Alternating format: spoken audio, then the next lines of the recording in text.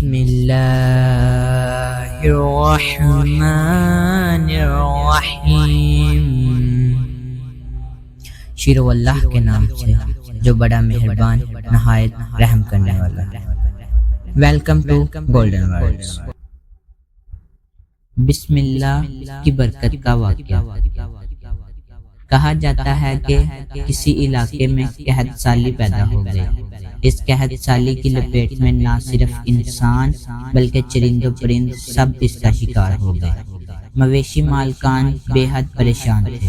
اس دوران ایک مسجد کے مولوی نے جمعہ کے خطبے میں نہایت یقین کے ساتھ یہ بات بتائی کہ اللہ کا نام لے کر یعنی بسم اللہ پڑھ کر دریا کو حکم دیا جائے تو وہ بھی نافرمانی نہیں کرتا۔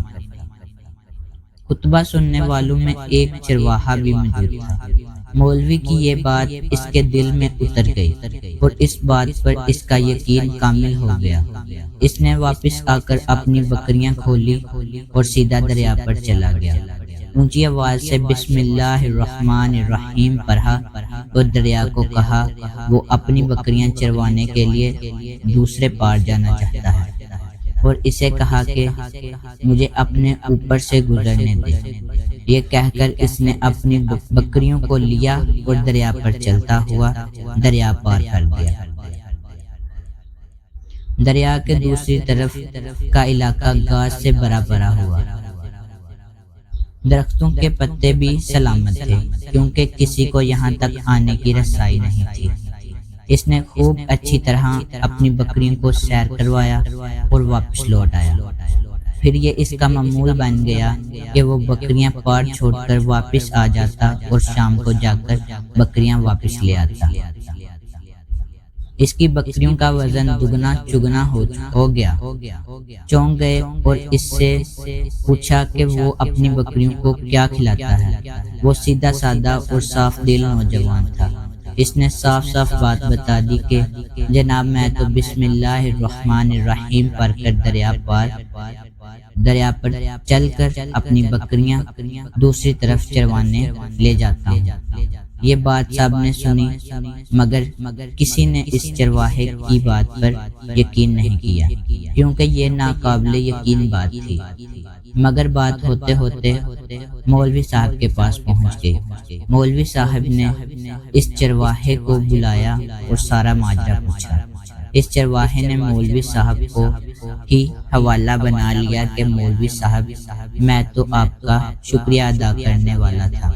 آپ نے جمعہ کے خطبے میں جو نسخہ بتایا تھا کہ بسم اللہ کہہ کر دریا کو بھی حکم دو تو وہ بھی انکار نہیں کرتا، تو میں تو بس آپ کے نسخے پر ہی عمل کر رہا ہوں۔ مولوی صاحب حیرت سے اس کے چہرے کو دیکھتے رہے۔ مولوی صاحب نے کہا بھائی صاحب ایسی باتیں تو ہم ہر جمعہ میں کرتے ہیں، ان کا مقصد لوگوں کا ایمان بنانا ہوتا ہے۔ مگر بکریوں والا ڈٹا رہا کہ میں تو بس بسم اللہ کہہ کر پانی پر چلتا ہوں اور بکریوں سمیت پانی پار چلا جاتا ہوں۔ آخر کار مولوی صاحب نے صبح تجربہ کرنے کی ٹھانی، جسے دیکھنے چرواہے سمیت پورا علاقہ بھی آ گیا۔ مجمع زیادہ تھا۔ مولوی صاحب نے ایک دو بار سوچا کہ انکار کر دوں کہ کہیں ڈوب نہ جاؤں، مگر وہ جو مولوی صاحب کو کندھے پر اٹھا کر لائے تھے اب بھی جوش و خروش سے اللہ اکبر کے نعرے لگا رہے تھے اور مولوی صاحب کے حق میں تعریفیں کر رہے تھے۔ آخر کار مولوی صاحب نے اپنے ڈر کو دور کرنے کے لیے ایک رسہ منگوایا۔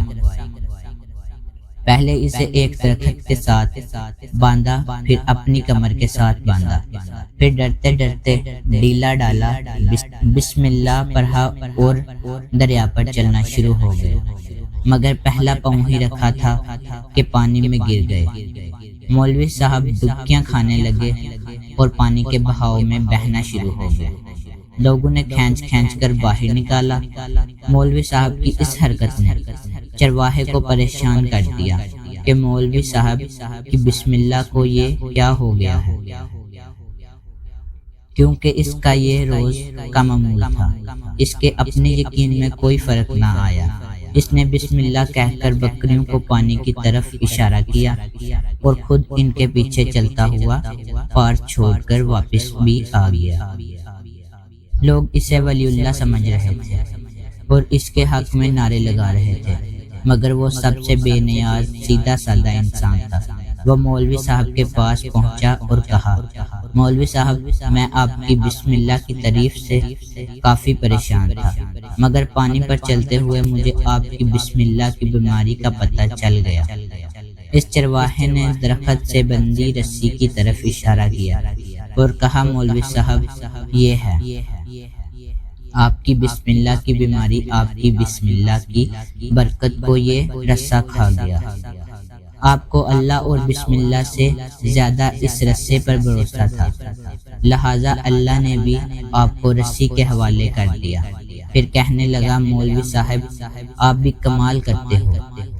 میں نے آپ کے منہ سے سنا اور یقین کر لیا، اور میرے اللہ نے میرے یقین کی لاج رکھ لی، مگر آپ نے اللہ کا کلام سنا مگر یقین نہیں کیا، لہٰذا آپ کو اللہ نے رسوا کر دیا۔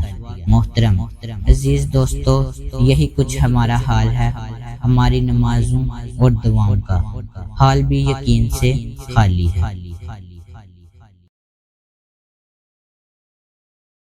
اگر ویڈیو اچھی لگی ہے تو لائک کریں، پیارا سا کمنٹ کریں، چینل کو سبسکرائب کریں اور اپنے دوستوں کے ساتھ شیئر کریں۔ شکریہ۔